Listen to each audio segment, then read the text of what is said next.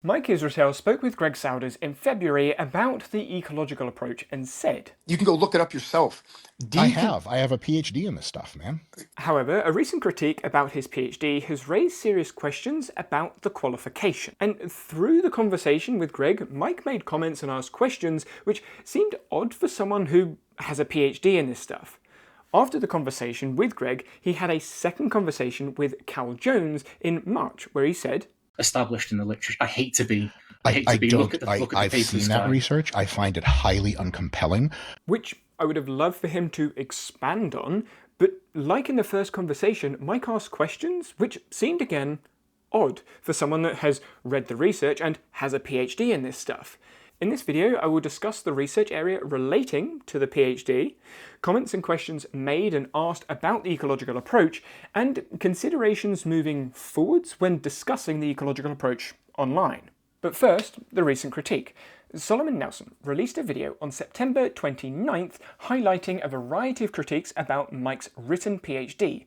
They included multiple spelling and grammatical errors, impossible data, questionable methods, and obvious findings, not seemingly adding original research to the literature, which is something many PhD programs ask you to do. Add original ideas and research.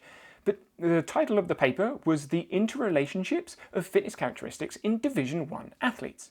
Emphasis on fitness characteristics, which sounds like anatomy and physiology, muscles, bones, cardiovascular system, body fat percentage, etc.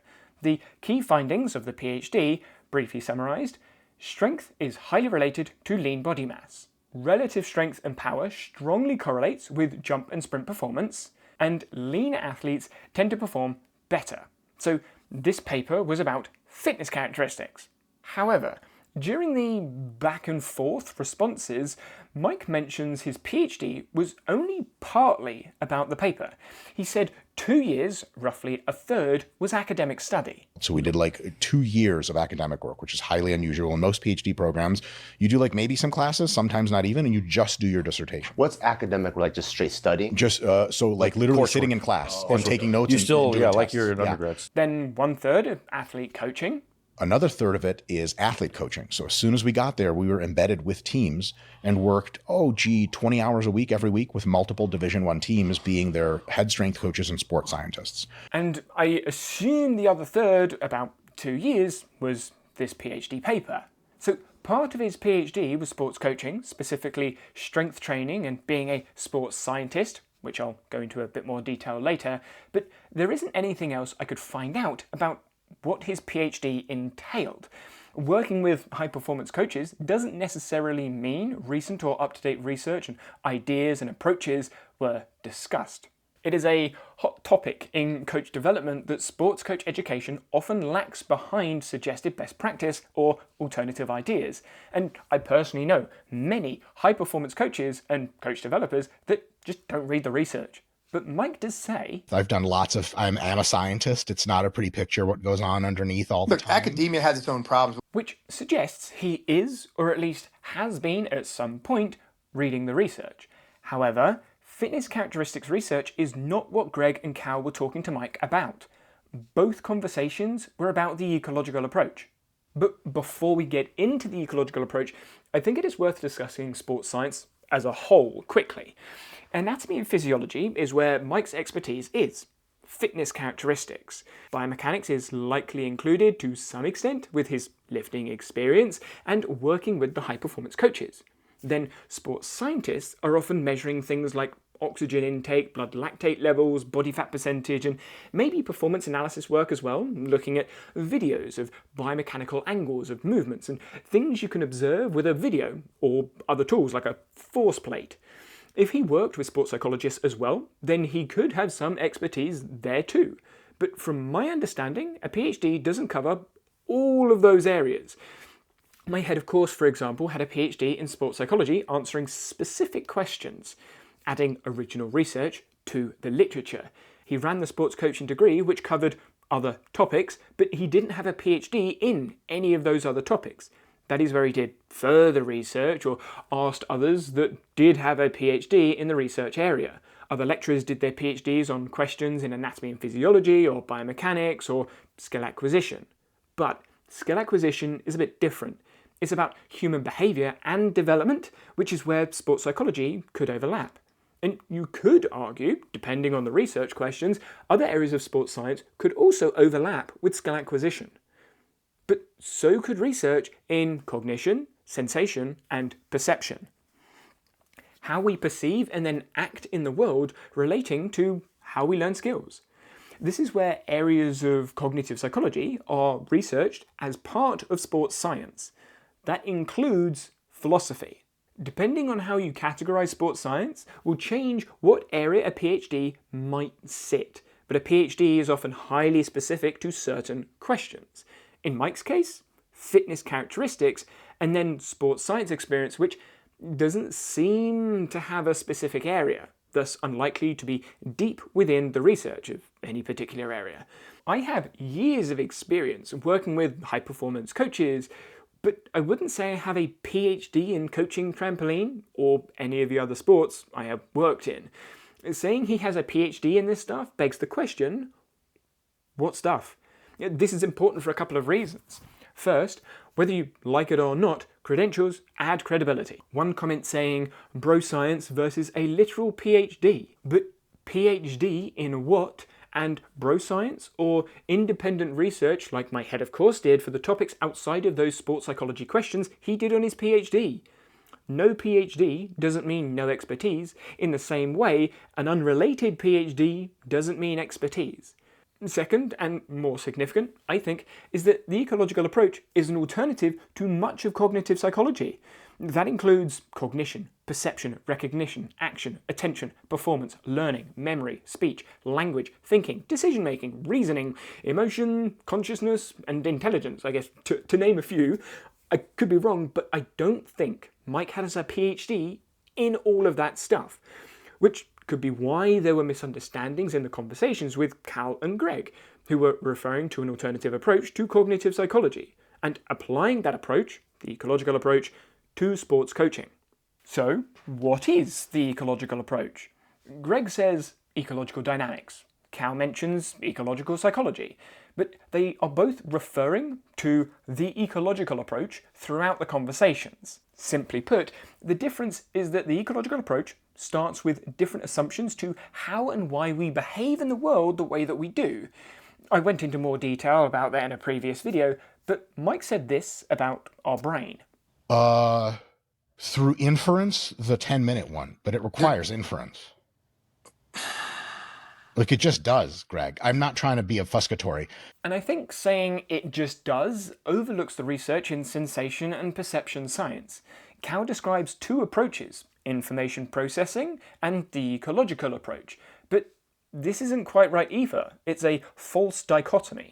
There are multiple information processing approaches to help explain perception, sensation, and action. However, many of the information processing approaches are grouped together as they start with very similar assumptions, following long-held traditional assumptions and ideas. Hence, information processing is often referred to as the traditional approach. And when we look deeper at those traditional assumptions, we get to arguably unsolvable problems.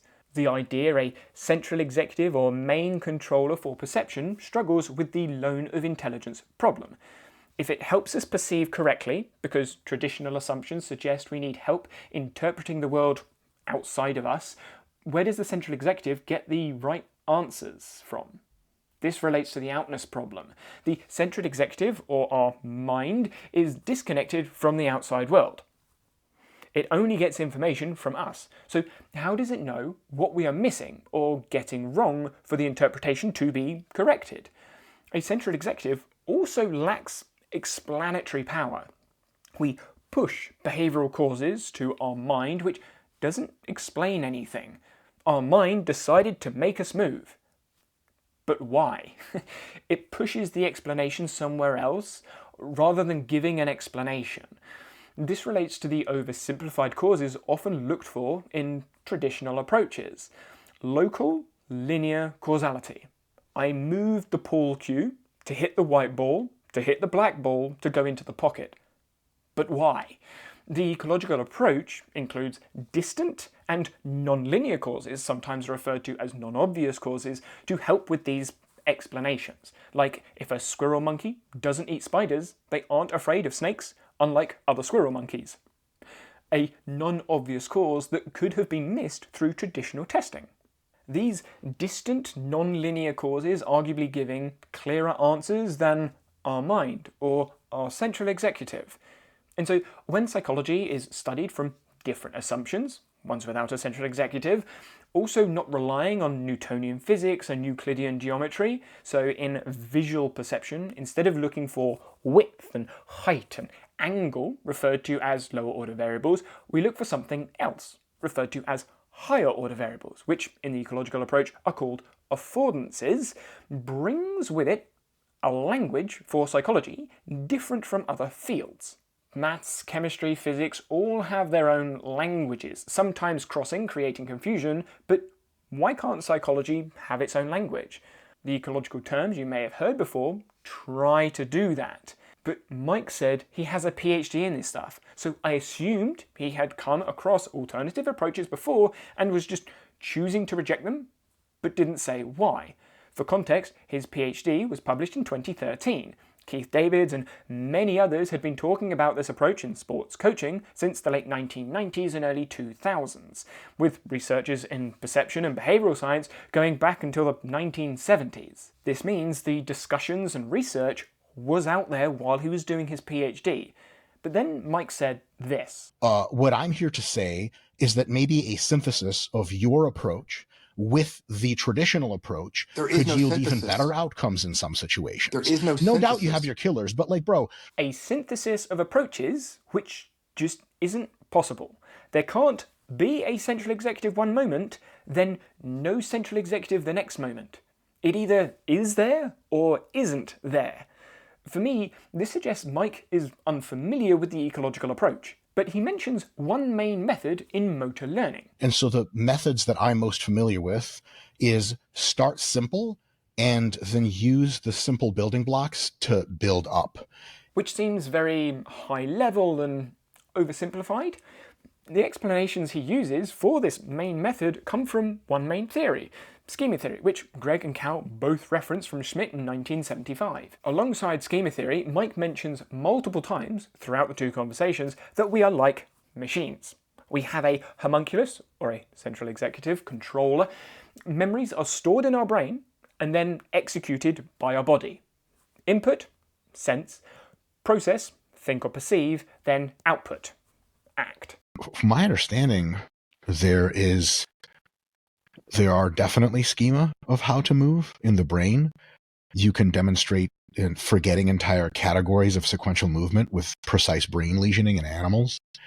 And also there is a motor homunculus, like it's a real thing.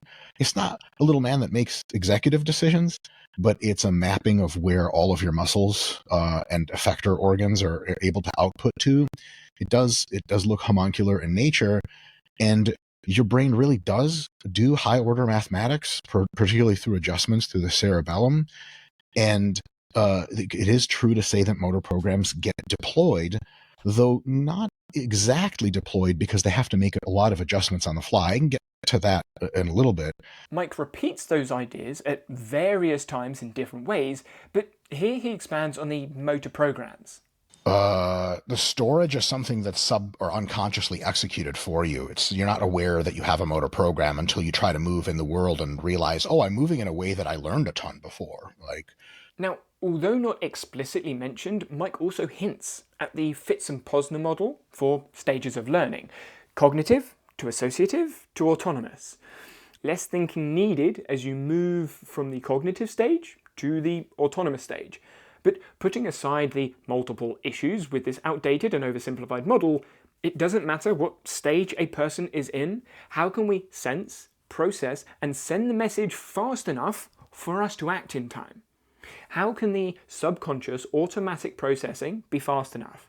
Also, if there is, as Mike says, is like massive data processing has to be required to do all of that. Like, it's actually the only way it gets done. How do other animals and organisms act in the world as their brains are very different to ours?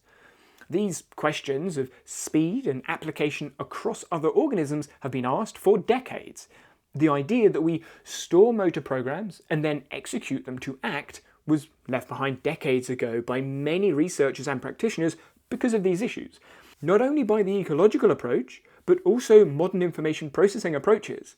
Cal Jones mentions some of them in their conversation. Predictive processing, active inference, but then there's also an active cognition and the Bayesian brain hypothesis, to name a few.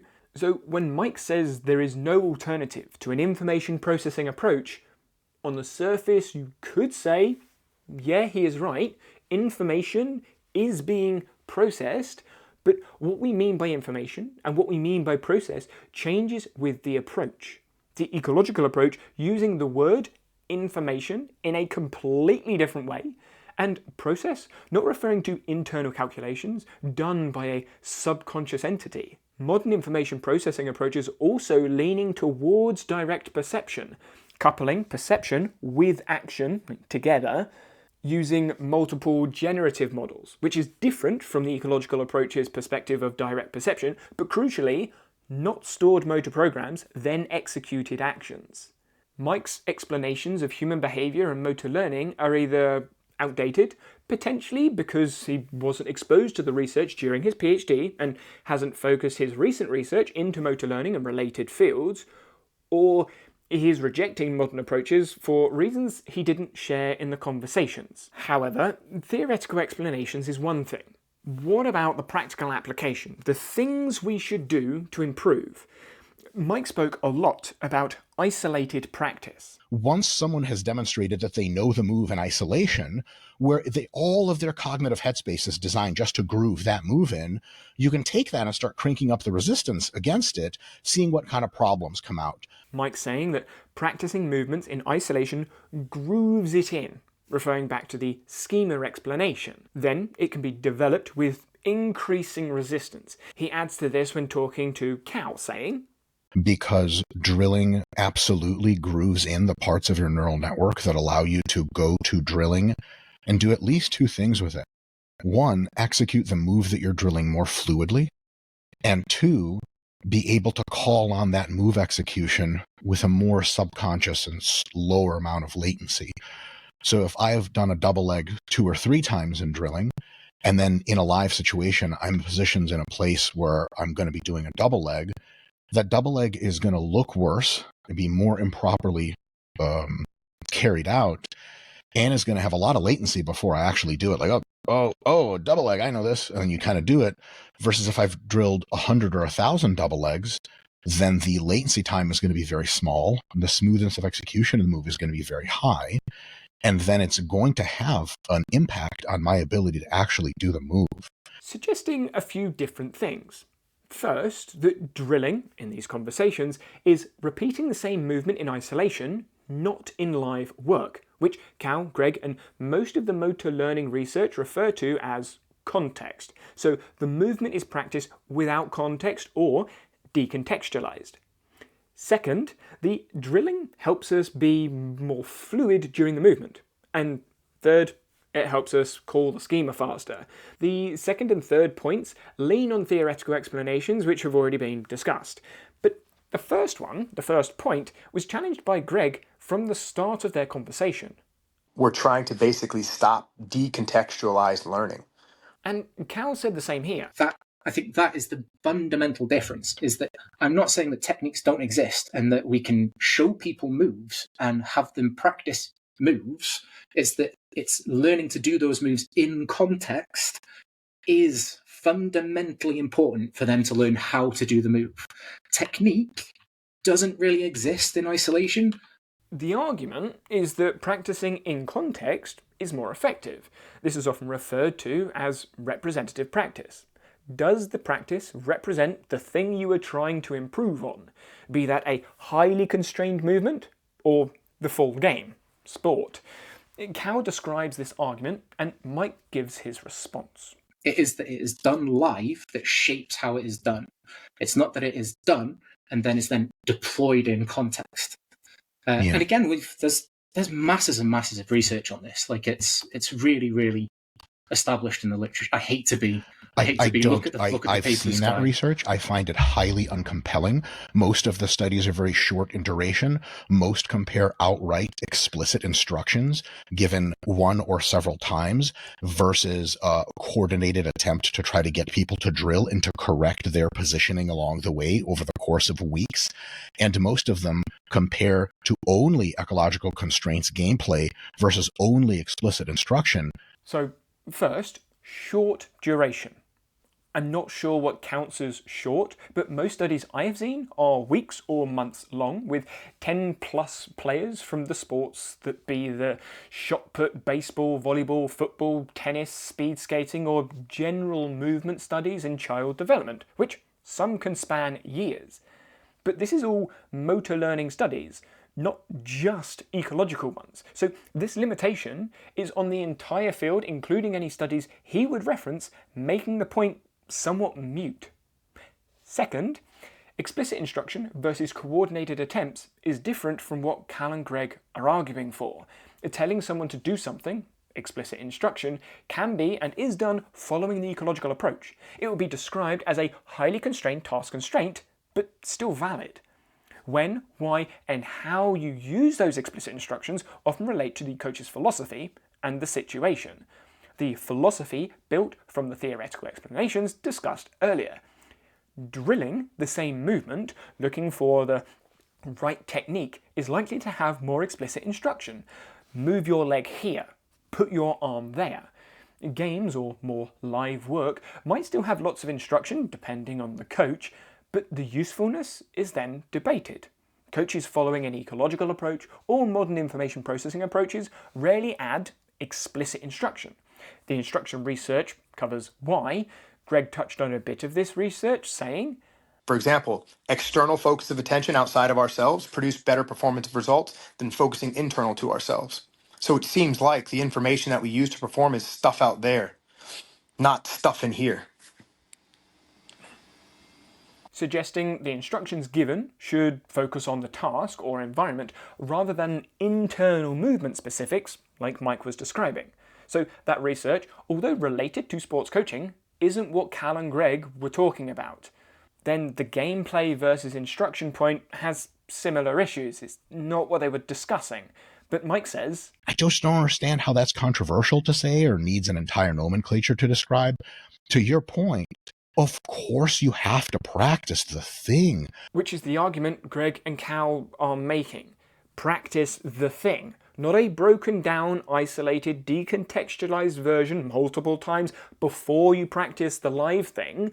However, Mike does clarify saying, first you need to practice a broken down version, then you increase the resistance, build a schema, make it better. He gives a basketball example here. And so, like, first you learn how to dribble, and then you learn how to shoot, or both in at some points.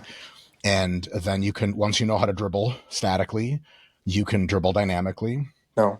And then once you have basic techniques set up, you go through phases of integrating them into combinations, like just using the basketball example. Yeah, of like, I know what you're discussing, yeah. But this is all wrong.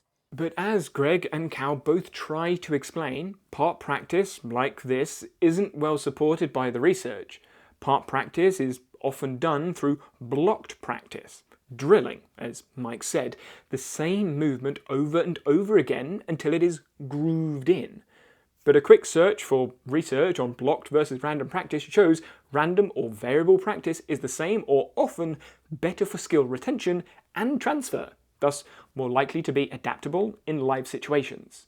When we compare non-linear pedagogy, which are all of the other elements in sports coaching research following the ecological approach or modern information processing approaches, against linear pedagogy, the methods and ideas Mike discussed coming from old information processing explanations, we see non-linear pedagogy get better results.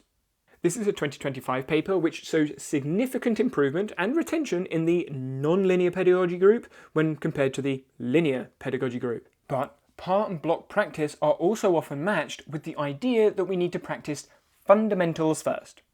Either be told the basics or given techniques to learn, as Mike asks here. a question I have is, how do you go about teaching someone who doesn't know any jujitsu how to do jujitsu to someone if they don't know like what moves to do at all. Again, these techniques are isolated, often decontextualized, and block practiced.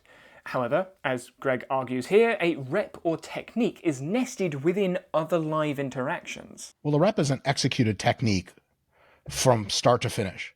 Like, I ankle pick you, I push your hip down, you fall on the ground, ankle pick successful. But it's That's not a just full the rep. ankle pick. It's the stuff that's happening before the ankle pick and after the ankle pick and during the ankle pick. It's I the think it's stuff that's just the ankle happening. pick, really. That's the But it's reps of you ankle can't pick. use just the technique as the metric because the technique isn't just what's happening. If you watch a wrestling match, you don't just see techniques. If you watch a jiu-jitsu match, you just don't see techniques.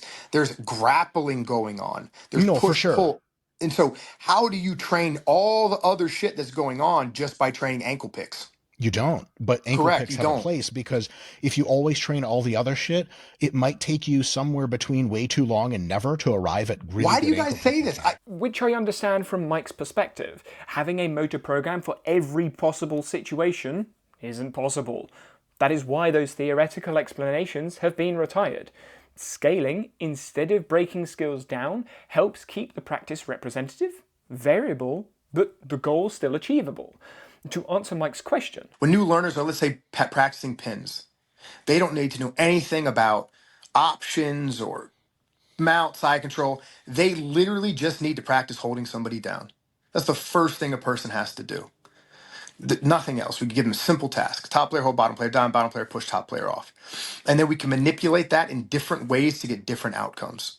the reasons we think this works is because our actions are coupled with perception. Not an executed motor program, but an ongoing dynamic interaction. But Mike also makes this claim, again referring back to the human like a machine metaphor. In neural learning, repetition is king. Like, that's just like how neural networks work.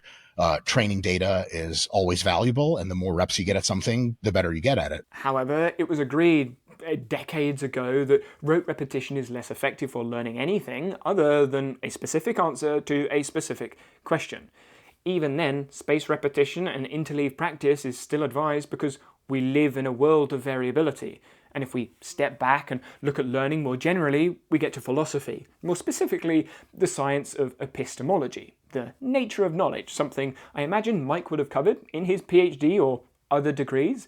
Epistemology ran all the way through my undergraduate degree in sports coaching, further emphasized in my master's degree in strength and conditioning. Empiricists suggest we learn through our experiences.